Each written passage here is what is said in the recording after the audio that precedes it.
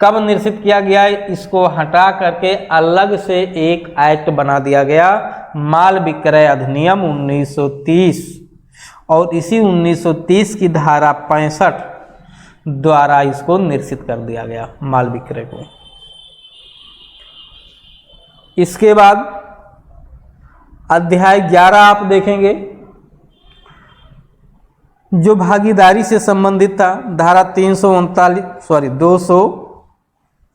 239 से 266 तक, इसको भी निश्चित कर दिया गया। और भागीदारी अधिनियम 1932 की धारा 73 एवं अनुसूची 2, इसी एक्ट की अनुसूची 2 भागीदारी अधिनियम की, ठीक है, भागीदारी अधिनियम की अनुसूची 2 और 1932 एक्ट की धारा 73 से इस अध्याय को यहाँ से रिपील करके अलग से एक नया अध्याय बना दिया गया। तो इस तरह से 2 चैप्टर व्यवहारिक पक्ष के रिपील कर दिए गए हैं, हटा दिए गए हैं। जो पहला चैप्टर था अध्याय 7 में 7 से 7 से समाप्त हो गया, ठीक है। 11 से 11, तो 11 गायब हो गया है, ये भी समाप्त हो गया। तो पहला और अंतिम चैप्टर दोनों समाप्त हो गए हैं, ठीक है। तो आप ऐसे भी समझ सकते हैं इसको कि 7 से 7 समाप्त हो गया और 11 से 11 ये गायब हो गया। तो ये गायब हो गया, ये समाप्त हो गया, यानी कुल मिला के दोनों रिपील हो गए। तो अध्याय 7 भी नहीं है, अध्याय 11 भी नहीं है। इस पे अब अलग से ये प्रावधान है, अलग से एक्ट बन गया है, जो सिलेबस में कहीं कहीं के एग्जाम में सिलेबस में रखा गया है, कहीं नहीं भी रखा गया है। तो वो तो एक अपना वहाँ के लोक सेवा आयोग के ऊपर डिपेंड करता है, उस राज्य के कि कौन सा राज्य रखे हुए कौन सा नहीं। जैसे आपके उत्तर प्रदेश में PCSJ के एग्जाम में देखेंगे, हायर जुडिशरी सर्विस के एग्जाम में देखेंगे, तो माल विक्रय अधिनियम नहीं है सिलेबस में, मुख्य परीक्षा की बात कर रहा हूँ, लेकिन भागीदारी अधिनियम सिलेबस में है मुख्य परीक्षा में। तो एक रखा गया, एक को हटा दिया गया। आप बिहार में देखेंगे तो माल विक्रय अधिनियम भी प्रारंभिक परीक्षा में है, भागीदारी अधिनियम भी प्रारंभिक परीक्षा में है, दोनों रखा गया है प्रारंभिक परीक्षा में भी। मुख्य परीक्षा में इसको रखा गया, इसको नहीं रखा गया। तो इस तरह से हर राज्यों का अपना अलग अलग सिलेबस है। तो आपको जरूरत पड़ेगी तो आपको पढ़ना पड़ेगा, अन्यथा छोड़ दीजिएगा। आप जरा समझिए, इस अध्याय 7, 8, 9, 10, 11 में से 2 गायब हो गए, बचे 3 चैप्टर। इन 3 चैप्टर किस विषय से संबंधित हैं, जरा इसको भी समझ लीजिए, तब हम लोग फिर सैद्धांतिक पक्ष पे चलते हैं। तो यहां लिखा हुआ है अध्याय 8, लिखा है क्षतिपूर्ति एवं प्रत्याभूत की संविदा की बात की गई। अध्याय 8 व्यवहारिक पक्ष के अंतर्गत आ रहा है, जो धारा 124 से 147 तक है, क्षतिपूर्ति एवं प्रत्याभूत की संविदा। ये क्या होता है कि क्षतिपूर्ति एवं प्रत्याभूत की संविदा, क्षतिपूर्ति यानी क्षति की पूर्ति करने की संविदा ही क्षतिपूर्ति कहलाती है, और प्रत्याभूत की संविदा यानी ऐसी संविदा जो किसी को सुरक्षित रखने की बात की जा रही हो, प्रत्याभूत की बात की जा रही है, सिक्योर करने की बात की गारंटी दी जा रही है।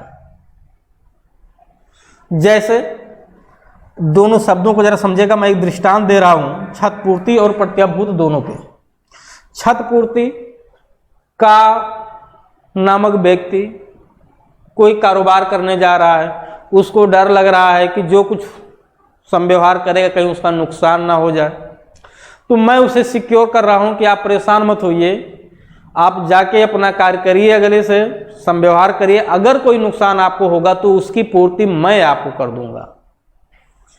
तो मैं किस बात की गारंटी उसे दे रहा हूं, उसके होने वाली क्षति की पूर्ति की। प्रत्याभूत संविदा का क्या अर्थ है कि प्रत्याभूत में सिक्योर किया जाता है किसी को। जैसे का, खा, गा 3 लोग हैं, का एक किराना स्टोर की दुकान खोल रखा है, ध्यान समझिएगा, का के पास एक किराना स्टोर की दुकान है, खा वहां पे सामान लेने जा रहा है, लेकिन उसके पास पैसा नहीं है, वो उधार मांग रहा है। का कोई जरूरी है कि उधार सामान वो दे ही दे खा को, उसको तो डाउट है ना कि हो सकता है लेकिन पैसा भाग न जाए, डूब न जाए मेरा पैसा। ऐसी स्थिति में गा वहां पहुंचता है और कहता है तुम निश्चिंत रहो, सामान इसको दो, अगर ये पैसा नहीं दे पाएगा तो उसकी पूर्ति मैं कर दूंगा। समझ में आ गया? यानी क्या कह रहा है कि अगर खा आपको पैसा नहीं देता है तो मैं उसकी पूर्ति आपको करूंगा, मैं इस बात की सिक्योरिटी आपको देता हूं, आप इसको सामान देते रहिए। अगर ये पैसा आपको दे देगा बाद में तो ठीक है, नहीं देगा तो आप निश्चिंत रहिए, मैं इस बात की आपसे संविदा करता हूं, प्रॉमिस करता हूं कि वो पैसा मैं आपको दे दूंगा। तो अब का निडर होके खा को कर्ज देगा कि नहीं देगा, सामान उधार देगा कि नहीं देगा? क्यों? क्योंकि का को सिक्योरिटी मिल गई गा के द्वारा। गा ने उसे भरोसा दिला दिया कि मैं प्रत्याभूत कर रहा हूं इस बात की। तो इसी को कहते हैं प्रत्याभूत की संविदा। देखिए, तो जब कोई, अब प्रत्याभूत की संविदा में 3 लोगों का होना जरूरी है। अब वो 3 लोग किस किस नाम से जानते हैं, ठीक है, जब इस एक्ट को, पर्टिकुलर इस एक्ट को पढ़ाएंगे तो फिर और डिटेल से मैं इसको समझाऊंगा। बस अभी मोटा मोटा समझ लीजिए कि इस तरीके से आप ऐसे देखते भी हैं लोगों को चौराहे पे, गांव के जो थोड़ा बहुत लंबरदार लोग होते हैं, कोई पहुंच गया दुकान पे सामान लेने, दुकान वाला भगा रहा है, जाओ जाओ पैसा लेके आओ तभी मिलेगा, सीधे कह देता है दो इसको सामान, ठीक है, नहीं पैसा दे पाएगा तो मैं दे दूंगा। तो गारंटी उनको मिल गई कि नहीं, सिक्योर हो गए, निश्चिंत हो गए, भाई अब तो पैसा ये नहीं देंगे तो हम लंबरदार से ले लेंगे। तो ये क्या हो गया, संविदा हो गया, क्योंकि आपने कहा देने के लिए। तो इसी को कहते हैं प्रत्याभूत की संविदा। अगर इस तरह से कोई संविदा हुई है और बाद में उधार लेने वाला व्यक्ति, इसको मूल ऋणी कहते हैं, अगर वो पैसा ना दे पाए तो ये जिसने प्रत्याभूत की संविदा की है उससे पैसा वसूला जाएगा। तो ये है अध्याय 8। अध्याय 9 क्या है, उपनिधान, बेलमेंट इंग्लिश में कहते हैं इसको, उपनिधान को। उपनिधान में क्या होता है, जैसे मैं एक दृष्टांत से इसको आपको समझाना चाह रहा हूं। आप देखिए टेंट हाउस पे लोग जाते हैं और वहां से आवश्यकता अनुसार कुर्सी हो गया, टेंट हो गया, मेज हो गया, ले आते हैं। लेकिन वो किस लिए ला रहे हैं, उसके उपयोग के लिए, उसको अपना बनाने के लिए नहीं। और वो दे भी किस लिए रहा है, ले जाओ आप यूज कर लो जब तक आपको आवश्यकता है, और फिर इसे आप वापस कर दीजिएगा। वापसी का शर्त है कि नहीं है इसमें? अगर आप किसी से कोई सामान मांग कर लाते हैं यूज करने के लिए तो वापसी के शर्त पे ही तो लाते हैं। आपको कहीं बाहर जाना था, आपके पास गाड़ी नहीं थी, आपने पड़ोसी से कहा भाई दे दीजिए हमको एक दिन के लिए अपनी गाड़ी, चले जाए। तो क्या आप इस शर्त पे ले जा रहे हो कि कभी उसे वापस नहीं करोगे गाड़ी? वापस करने के ही तो शर्त पे ले जा रहे हो। तो जब किसी संपत्ति का उपयोग वापसी के शर्त के आधार पे उसके कब्जे का अंतरण किया जाता है तो वो उपनिधान कहलाता है। इसी को बेलमेंट कहते हैं। अब ये भाड़े पे भी हो सकता है, बिना भाड़े के भी हो सकता है, समझ में आ गया? भाड़े पे भी हो सकता है, विद रेंट हो सकता है, विदाउट रेंट भी हो सकता है, वो तो पार्टी पे डिपेंड करेगा। अब टेंट हाउस से आप टेंट लेके वो लाएंगे, कुर्सी लेके आएंगे तो जाहिर सी बात आपको पैसा देना पड़ेगा। पड़ोसी से कोई सामान मांग ले रहे हैं, उसे कॉपी किताब मांग ले रहे हैं, कोई और सामान गृहस्थी का मांग के यूज कर रहे हैं, तो वहाँ हो सकता है पैसा आपको ना देना पड़े, लेकिन वापस तो करना पड़ेगा ना। तो इसी को बेलमेंट कहते हैं। बेलमेंट में क्या होता है, संपत्तियों का यूज किया जाता है लेकिन वापसी की शर्त होती है, एक निश्चित समय के बाद उसे वापस करना पड़ता है। बाकी अब आप जो संपत्ति ले गए, रख लिए, नुकसान आपको हो गया या आपने उसको नुकसान कर दिया, क्षति पहुंचा दी, तो क्या लायबिलिटी होगी, अब इसको डिटेल में जब चैप्टर 9 पढ़ाएंगे तब आपको बताएंगे। अध्याय 10 अभिकरण, इसको एजेंसी कहते हैं। और यहाँ आप लोग इसके साथ लिख लीजिएगा, सापठित धारा, रीड विद सेक्शन, भारतीय साक्ष्य अधिनियम का 10। एक अच्छा संयोग है कि वहाँ भारतीय साक्ष्य अधिनियम का धारा 10 और भारतीय संविधान अधिनियम का अध्याय 10, तो 10-10 मैच खा रहा है, दोनों ही एजेंसी से संबंधित है। वहाँ एजेंसी का प्रयोग साक्ष्य के प्रयोजन के लिए किया गया है और यहाँ पे एजेंसी एक प्रकार की संविदा है। एजेंसी क्या है, अभिकरण क्या है कि जब दो लोग आपस में एक संविदा करते हैं, किस बात का, कि हमारे कार्यों का संव्यवहार, ट्रांजैक्शन आप हमारे बिहाफ पे करते रहिएगा, तो वही एजेंसी है। जैसे आप देखते हैं बड़ी बड़ी फैक्ट्रियों में, छोटे मोटी फैक्ट्रियों पे या ऐसे ऑफिसों में भी मालिक होता है, उसका एम्प्लाई एजेंट होता है। देखिए एम्प्लाई और एजेंट में अंतर, जमीन आसमान का अंतर है। तो एम्प्लाई को एजेंट मत समझिएगा, एजेंट अलग होता है, एम्प्लाई अलग होता है। यहाँ हम लोग बात एजेंट की कर रहे हैं। मालिक के बिहाफ पे एजेंट को वो सारे कार्य करने की पावर होती है जो मालिक उस संव्यवहार में कर सकता है, बशर्ते कि वो मालिक की तरफ से प्राधिकृत हो, या अगर प्राधिकृत नहीं भी है तो भी जो अभिकर्ता होता है, जिसको इंग्लिश में एजेंट कहते हैं, वो प्राधिकृत ना होने पे भी कुछ ऐसे कार्य कर सकता है जो उस समय करना तथ्य एवं परिस्थितियों के अनुसार उचित हो, और मालिक उसके लिए दायी हो जाएगा। यहाँ तक तो मालिक ऐसे कार्यों के लिए भी दायी हो जाता है जिस कार्य को करने के लिए प्राधिकृत नहीं है एजेंट, लेकिन बाद में वो उसे रेक्टिफाइड कर देता है, अनुमोदित कर देता है। तो मालिक और अभिकर्ता का जो संबंध होता है, कैसे मालिक और अभिकर्ता का संबंध क्रिएट होता है, मालिक कौन हो सकता है, अभिकर्ता कौन हो सकता है, कब अभिकर्ता मालिक के कार्यों के लिए, वो मालिक कब अभिकर्ता के कार्यों के लिए दायी होता है, कब दायी नहीं होता है, इमरजेंसी पीरियड में अभिकर्ता के क्या कर्तव्य होते हैं, ये बहुत सारी बातें सब इसी चैप्टर में डिटेल में बताया गया है। उसी को एजेंसी कहा गया है, एजेंसी के नाम से इस अध्याय को जाना जाता है। अध्याय 11 जो है भागीदारी से संबंधित था। ये अध्याय आपका यहाँ से निरसित हो गया है, ठीक है। अब इसको जब भागीदारी अधिनियम आप लोग पढ़ेंगे तो वहां समझेंगे क्या होता है भागीदारी। भागीदारी एक लाइन में समझिए कि दो व्यक्तियों के मध्य एक करार होता है किसी भी कारोबार को करने के लिए, और वही करार ही भागीदारी कहलाता है। तो भागीदारी एक एग्रीमेंट होता है जो किसी भी कारोबार को, बशर्ते ऐसा कारोबार विद्यमान होना चाहिए, लीगल होना चाहिए, उसे करने के लिए, और कुछ शर्तें और होती हैं, जैसे जो लाभ होगा उसको बराबर बांटा जाएगा, जो लायबिलिटी होगी वो एजेंसी के रूप में होगी, यानी प्रत्येक व्यक्ति लायबल होगा बस सभी के कार्यों के लिए। तो ये सब भागीदारी में होता है। माल विक्रय अधिनियम जो 7 था, ये पर्टिकुलर माल के विक्रय से संबंधित है। अब माल में क्या शामिल है क्या नहीं शामिल है, ये माल विक्रय अधिनियम की धारा 7 पढ़ेंगे तो वहां आपको मिलेगा, ठीक है। वो माल विक्रय अधिनियम की धारा 2 खंड 7 में आपको मिलेगा कि माल शब्द की वहां डिफिनेशन बताई गई है, क्या होता है माल, ठीक है, क्या उसमें शामिल नहीं है। तो ये तो आपने देख लिया व्यवहारिक पक्ष, जो कुछ विशेष प्रकार के संविदाओं की बात की गई है। लेकिन एक चीज ध्यान रखिएगा, संविदा के बारे में जो इतनी भी तरह से संविदाएं होती हैं अलग अलग विषयों पे, वो केवल यही इतने तरीके नहीं हैं, और भी बहुत सारे तरीके हैं। तो उन बहुत सारे तरीकों में से केवल कुछ तरीकों का उल्लेख यहाँ किया गया है। जैसे संपत्ति अंतरण अधिनियम में संपत्ति के अंतरण के जितने तरीके बताए गए हैं, उनमें से केवल कुछ तरीकों का उल्लेख संपत्ति अंतरण अधिनियम में किया गया है, ना कि सभी प्रकार के अंतरणों का तरीका संपत्ति अंतरण अधिनियम में बताया गया है।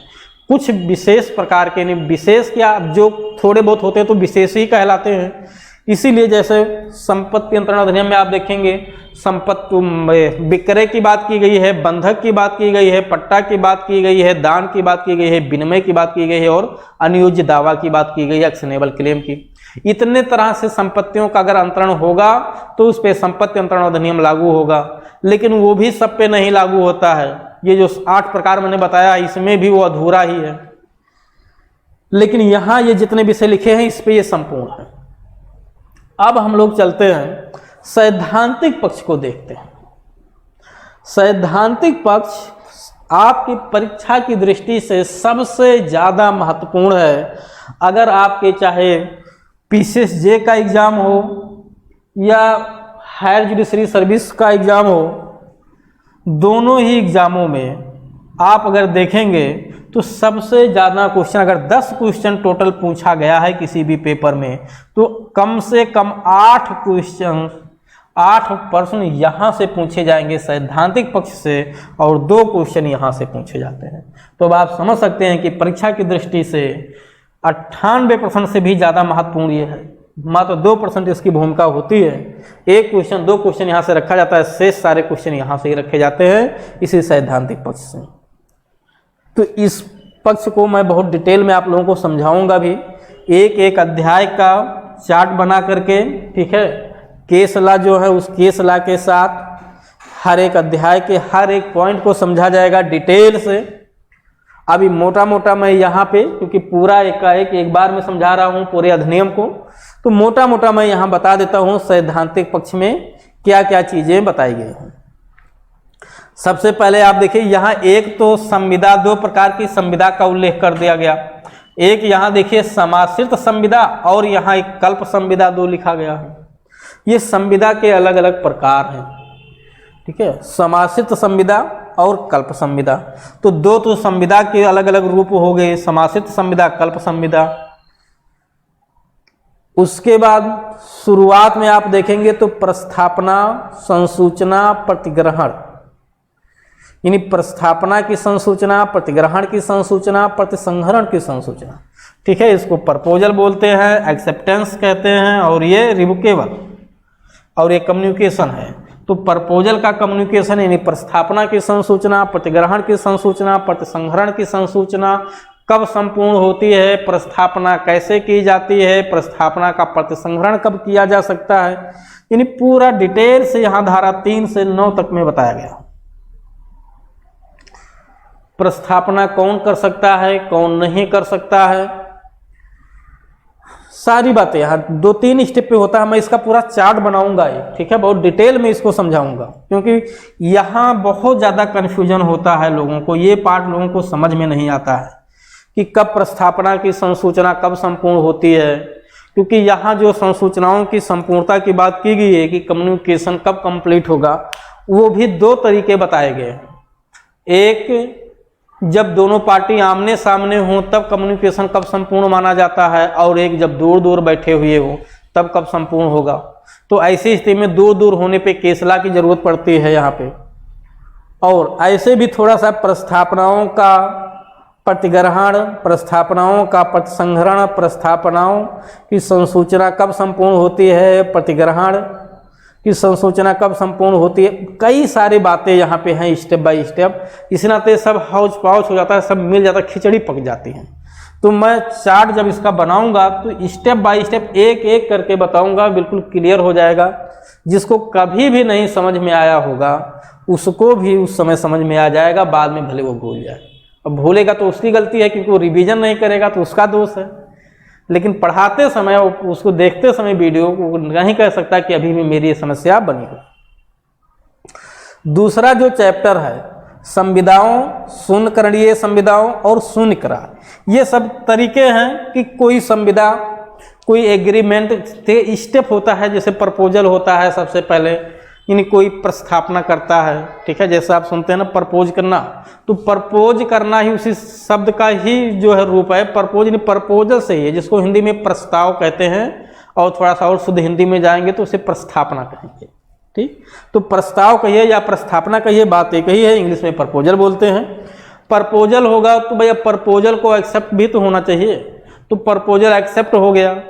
अब जब एक्सेप्ट हो गया यानी स्वीकार हो गया, जिसको स्वीकृति कहते हैं, और थोड़ा सा शुद्ध हिंदी में प्रतिग्रहण कहते हैं।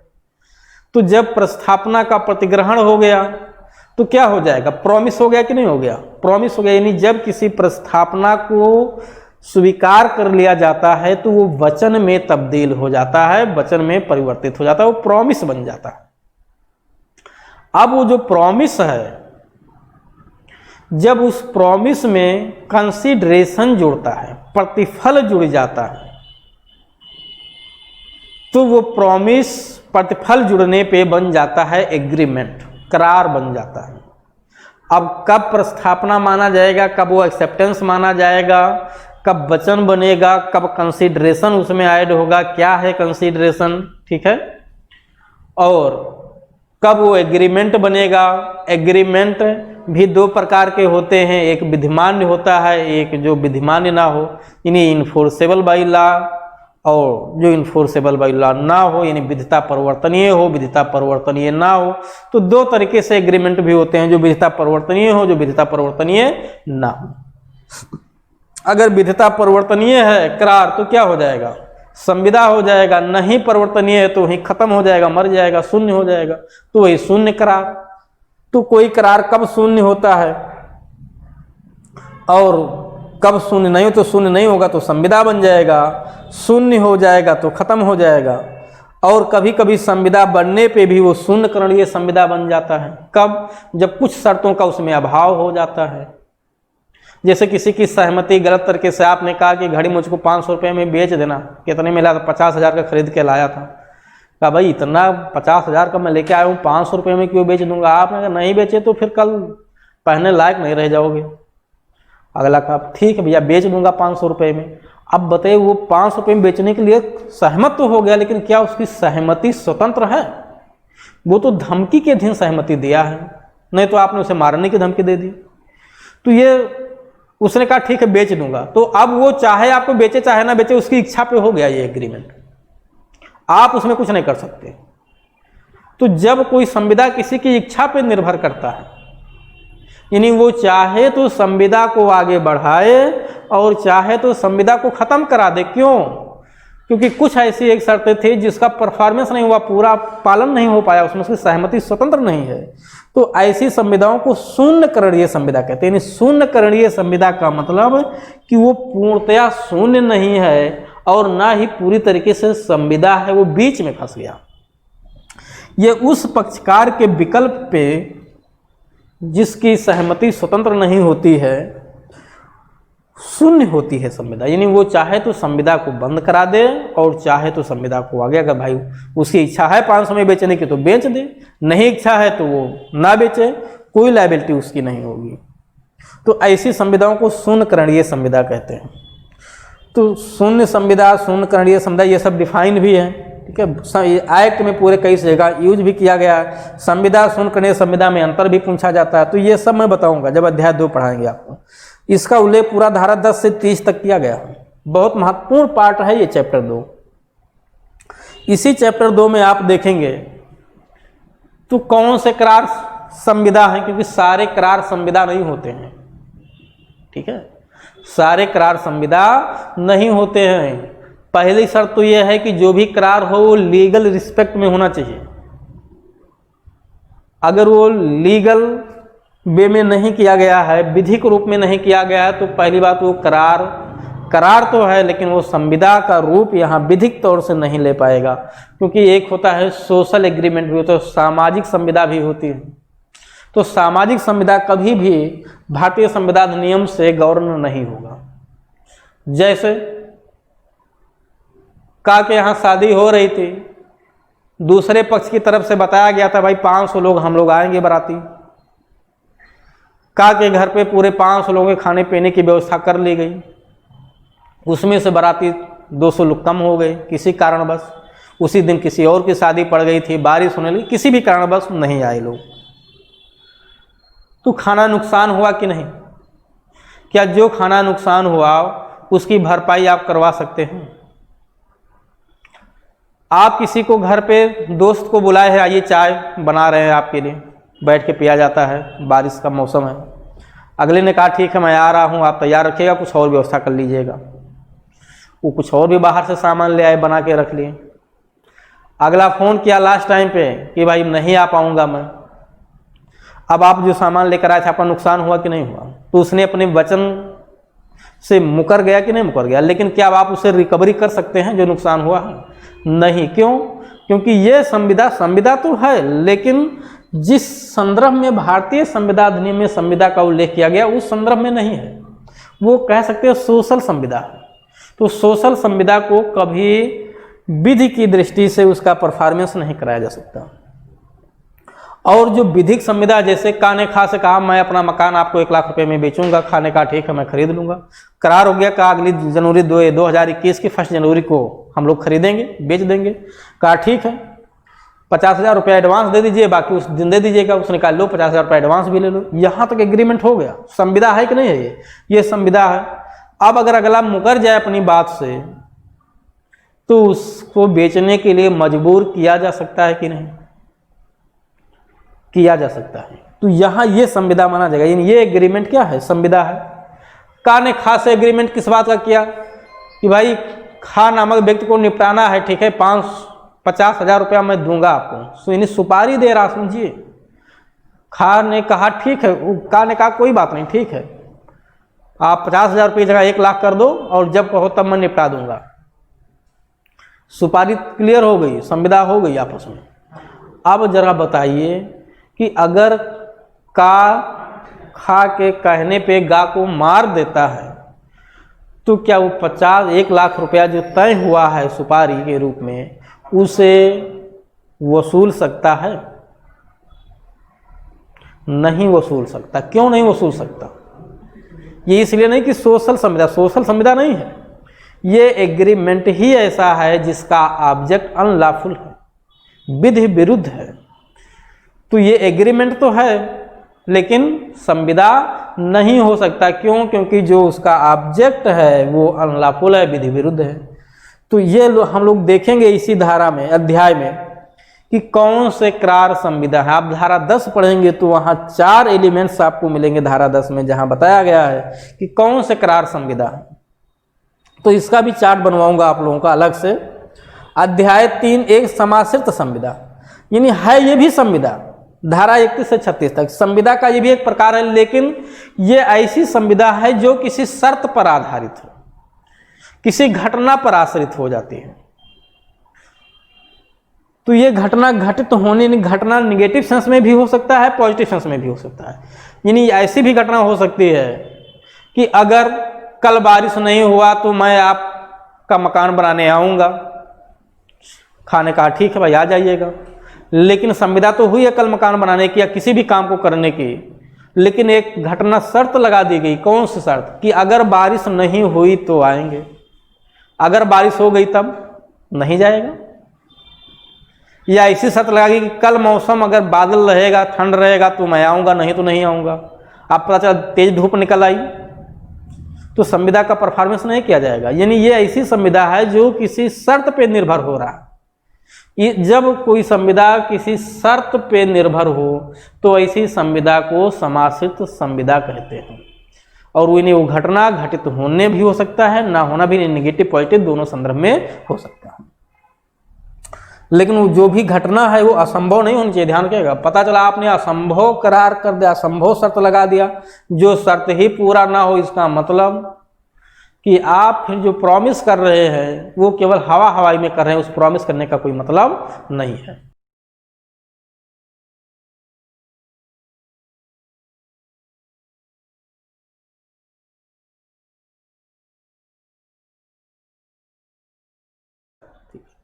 तो इस तरह से आपने समासित संविदा समझ लिया कि समासित संविदा ऐसी संविदा होती है जो किसी घटना के घटित होने पे या ना होने पे आश्रित होती हैं। अगर वो घटना असंभव है या बाद में असंभव हो जाए तो संविदा शून्य हो जाती है।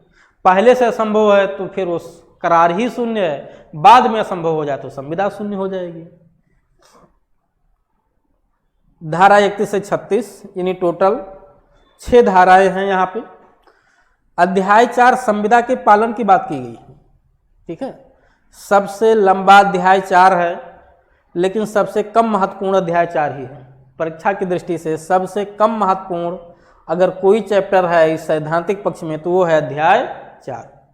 संविदा के पालन के बारे में है कि संविदा का पालन कौन करेगा। जो वचन देता है वो अपने वचन को पूरा करेगा। अगर वो पूरा करने में असमर्थ हो गया तो क्या उसके बच्चों से, उसके घर के सदस्यों से भी उसके वचन को पूरा कराया जा सकता है? तो कुछ दशाओं में जहाँ कराना संभव होगा वहाँ कराया जाएगा, जहाँ कराना संभव नहीं है वहाँ नहीं कराया जाएगा। 2-4 लोग मिलके एक साथ प्रॉमिस करते हैं किसी व्यक्ति से और वो सब मुकर जाते हैं, तो ऐसी स्थिति में उस वचन का पालन कौन करेगा या किससे करवाया जा सकता है? यानी संयुक्त वचन की बात की गई है, तो चाहे संयुक्त वचन हो, सिंगल वचन हो, पालन कौन करेगा, किस समय किया जाएगा, स्थान क्या होगा, यानी समय स्थान का उल्लेख, ये सब इसी अध्याय 4 में किया गया। जैसे का ने खास एक एग्रीमेंट किया, भाई हमारे यहाँ जो है कलेक्टर मोरंग भिजवा देना आप। कहा ठीक है, पहुँच जाएगी गाड़ी। अब वो गाड़ी कब पहुँचेगी, किस समय पहुँचेगी और कहाँ माल उतारा जाएगा, ये भी तो बातें तय होंगी। और नहीं तय हुई हैं संविदा में तो फिर जो रीजनेबल होगा उसके अकॉर्डिंग होगा। आपने शादी में जो है सब्जी बुक करा दी कि भाई हमारे यहाँ कल शादी है और सब्जी भिजवाना है इतना। अब पता चला वो जिस समय बारातियों का आने का टाइम हो गया उस समय सब्जी भिजवा रहा है आपके यहाँ, तो क्या ये संविदा मान्य होगी? क्या पैसा देने के लिए आप बाध्य हैं उसको? आप उस माल को वापस कर सकते हैं कि नहीं? यानी समय क्या होगा, और समय के साथ साथ स्थान। तो संविदा में समय और स्थान भी महत्वपूर्ण होता है। अगर पक्षकारों के मध्य नहीं तय किया गया है तो उस समय की परिस्थितियों के अनुसार समय और स्थान का निर्धारण किया जाता है। तो इसी अध्याय 4 में असंभव करार की भी बात की गई। ऐसे करार जो असंभव, ऐसी संविदाएं जो असंभव, क्योंकि करार भी असंभव होता है। जरा समझिए, का खा से कहता है कि मैं आपको अपनी गाय बेचूंगा। का जो है खा से गाय बेचने की संविदा करता है। खा ने कहा ठीक है, कितना लेंगे? उसने कहा 10,000 रुपया लेंगे। खा ने कहा ठीक है, मैं दे दूंगा।